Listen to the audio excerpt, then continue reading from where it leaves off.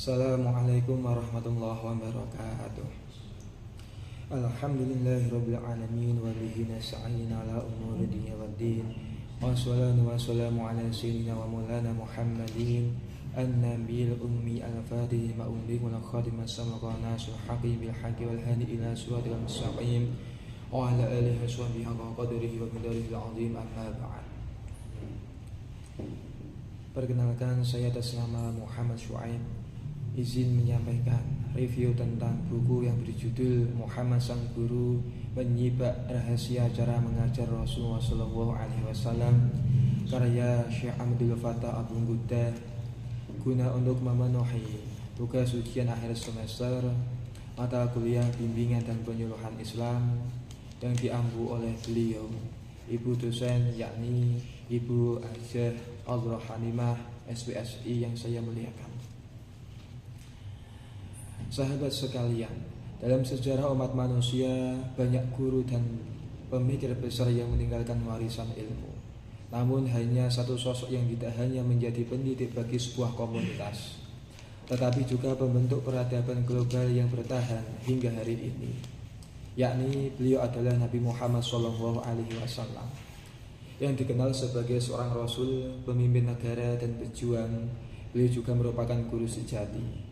Bahkan dalam salah satu hadis disebutkan, innama bu'istu mu'alliman, sesungguhnya aku, yakni Nabi Muhammad SAW, diutus sebagai seorang guru. Pernyataan ini bukan hanya menggambarkan peran beliau dalam menyampaikan wahyu, melainkan juga menunjukkan bahwa pendidikan adalah inti dari misi kenabiannya.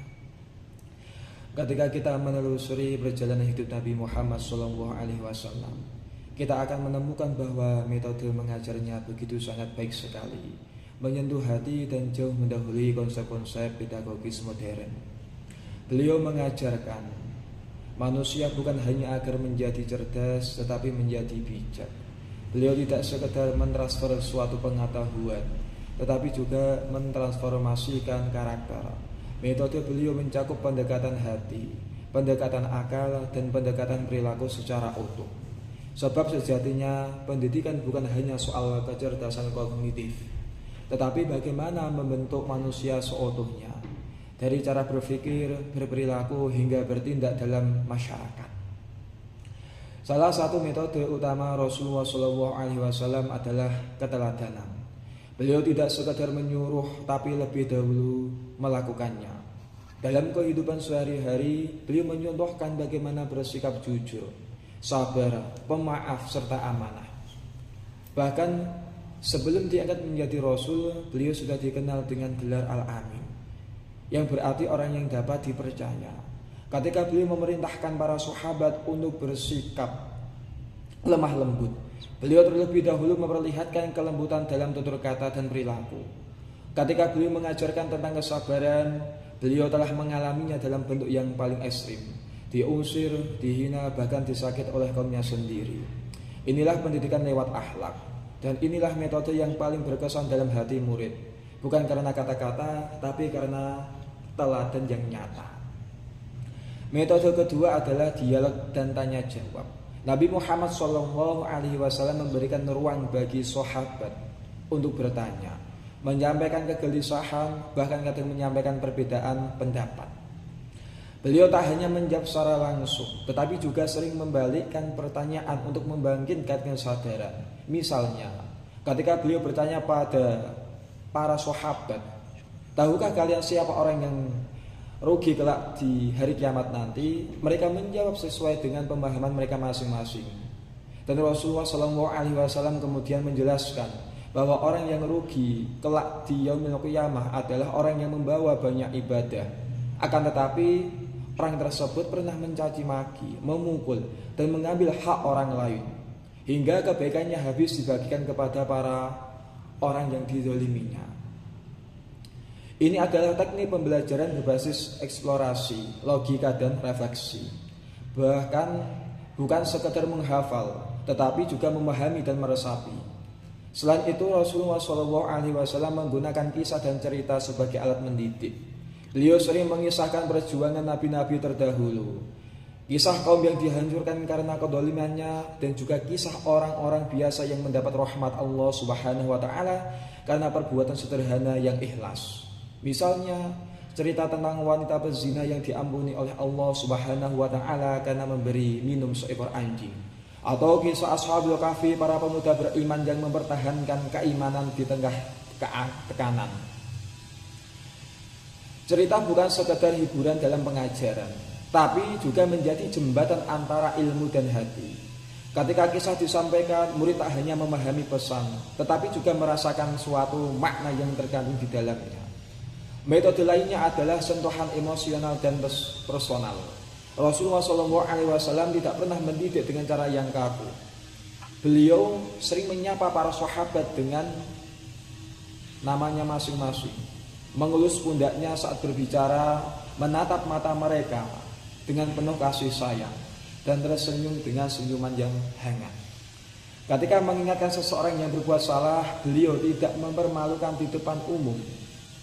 Bahkan seringkali beliau menegur dengan cara tidak menyebut nama, cukup dengan berkata, "Mengapa ada orang di antara kalian yang melakukan ini?" dengan cara yang halus, tapi menegur secara efektif. Sentuhan emosional ini membangun kedekatan antara guru dan murid, membangun rasa percaya dan menciptakan ruang belajar yang aman dan nyaman. Yang tak kalah penting, Rasulullah SAW mengajarkan dengan bertahap dan sesuai konteks. Beliau tidak memaksa perubahan secara instan.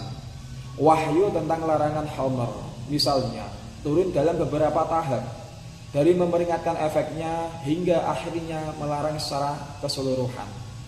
Begitu pula ada ajaran tentang zakat, hijab, dan jihad. Semuanya disampaikan sesuai kesiapan mental dan sosial masyarakat. Rasulullah SAW memahami bahwa perubahan butuh suatu adanya proses. Inilah prinsip tadarus, yakni mendidik secara bertahap, terstruktur, dan realistis. Ini sangat relevan dalam pendidikan modern yang menekankan pembelajaran sesuai tahap perkembangan anak. Rasulullah SAW juga tidak terpaku pada satu bentuk penyampaian. Beliau menggunakan variasi teknik mengajar, menggambar garis di tanah untuk menjelaskan jalan hidup, menggunakan perumpamaan dalam bentuk buah, hewan, atau benda, bahkan menggunakan diam sebagai cara menarik perhatian atau memberi ruang berpikir. Beliau sangat kreatif dalam metode dan memahami pentingnya gaya belajar visual, auditif, maupun kinestetik. Variasi ini membuat pembelajaran menjadi hidup dan tidak membosankan.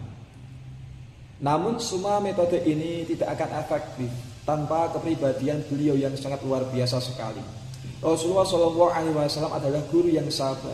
Beliau tidak pernah marah ketika orang Arab Badui kencing di dalam masjid, melainkan menasihatinya dengan ramah dan suatu kelembutan. Beliau penuh kasih sayang, memeluk anak-anak, membiarkan cucunya menaiki punggungnya saat sujud. Beliau adil, tidak memihak, dan selalu memberi perhatian setara kepada semua para sahabat-sahabatnya. Dan yang paling penting, beliau visioner. Beliau tidak mendidik hanya untuk hari ini saja, tapi membentuk manusia untuk masa depan peradaban yang baik. Lantas, bagaimana dengan kita hari ini? Apakah metode Nabi Muhammad SAW masih relevan kita gunakan pada zaman sekarang? Jawabannya bukan hanya relevan, tapi sangat kita butuhkan sekali dalam zaman yang modern ini. Kemudian di era modern ini, di tengah derasnya arus informasi dan teknologi, pendidikan kehilangan rohnya jika tidak dibarengi dengan akhlak. Sekolah dan kampus mencetak banyak orang yang pintar, tapi tidak semua menjadi orang yang bijak. Disinilah kita butuh meneladani Rasulullah SAW, menjadi guru yang mendidik dengan sepenuh hati, menyentuh dengan kasih sayang, dan membentuk karakter bukan hanya kemampuan saja. Kita perlu membangun kembali makna menjadi guru, bukan sekadar profesi, tapi juga menjadi jalan dakwah bagi ajaran agama Islam. Kita perlu menjadi orang tua yang tidak hanya memberi perintah, tapi juga menjadi teladan yang baik. Kita perlu menjadi masyarakat yang tidak hanya menyalahkan generasi muda, tapi hadir mendampingi mereka dengan cinta dan kasih sayang.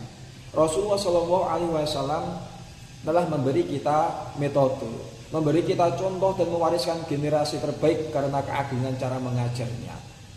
Akhirnya mari kita renungkan bahwa setiap kata yang kita ajarkan, setiap anak yang kita bimbing dan setiap ilmu yang kita sampaikan adalah bagian dari warisan kenabian. Kita bukan nabi, tapi kita bisa berjalan di jejak beliau, yakni Nabi Muhammad SAW. Semoga Allah menjadikan kita bagian dari para pendidik yang bukan hanya mengubah suatu pikiran, tapi juga menyalakan cahaya di dalam hati mereka.